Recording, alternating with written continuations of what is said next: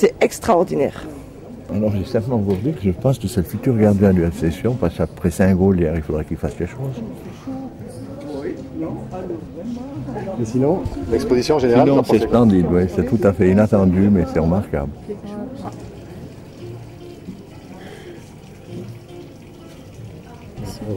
C'est super. Oh, ça vaut le déplacement, hein. C'est magnifique. Qu'est-ce qui vous impressionne le plus? Oh, ben, les expressions et tout, hein. C'est tellement... Oh. C'est plus vrai que nature, ça peut passer. C'est spécial. Vous aimez les animaux? Oui, oui. C'est quoi qui est spécial? C'est le mélange? Ouais, c'est là. Mais c'est une idée, quoi. C'est spécial, quand même. Vous n'êtes pas convaincu, hein. Pas trop. Christian Schneider, à la fin de cette exposition, on a un gorille qui nous demande « Toi, qui es-tu? Qui êtes-vous » Moi, je suis un taxidermiste avec un peu des idées originales et j'ai du plaisir de les réaliser et surtout d'en faire partager les visiteurs de cette exposition, par exemple. Parmi tous ces animaux, il y en a un auquel vous vous identifiez le plus? Oh, non, il y en a un peu pour tous les goûts, ça dépend. À un moment donné, on peut être un tigre, on peut être un élan, en fait. C'est selon les occasions qu'il y a dans la vie, mais moi j'aime l'harmonie que j'arrive à faire avec une partie d'animal et une partie du corps humain.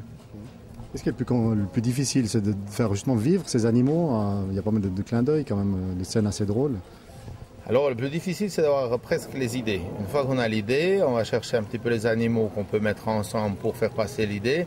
Et après, bien sûr, après c'est le travail du taxidermiste qui doit faire passer l'idée sans parole, mais simplement avec des regards, avec des attitudes gestuelles, l'idée de ce qu'on pense. Et en fait, quand on y arrive, eh bien, le public le ressent et nous leur dit, donc ils ont du plaisir. Et ça, c'est l'achèvement en fait de l'exposition.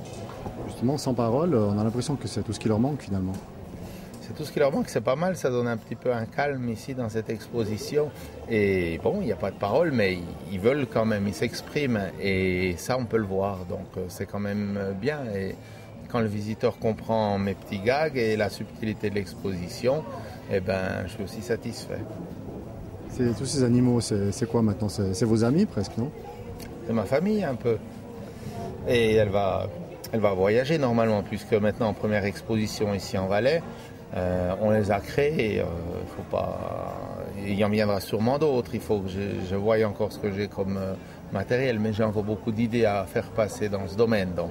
Mais vous voyez qu'avec 100 personnages ici, dans une exposition de 1000 mètres carrés, on est au maximum. Donc si on prévoit plus grand, il faut encore plus d'espace. Mais le ravissement du public est une satisfaction et effectivement c'est très heureux quand on peut partager du bonheur avec tout le monde en fait. Bon, vous avez sous-entendu que la famille pourrait peut-être s'agrandir. Un visiteur me disait qu'il manquait juste une vache d'airain. Oui, on me l'a dit, mais c'est pas facile de trouver des têtes de vaches d'airain, c'est pas facile, c'est du travail. Et quand j'avais l'idée d'en mettre une, eh bien, le temps me manquait, j'avais déjà la peau d'une autre. Et en fait, au lieu de mettre une vache d'airain dans les buts, eh bien, j'ai dû mettre une vache française avec des grandes cornes, mais ça fait mieux pour un gardien d'avoir des grandes cornes. Mais elle viendra peut-être.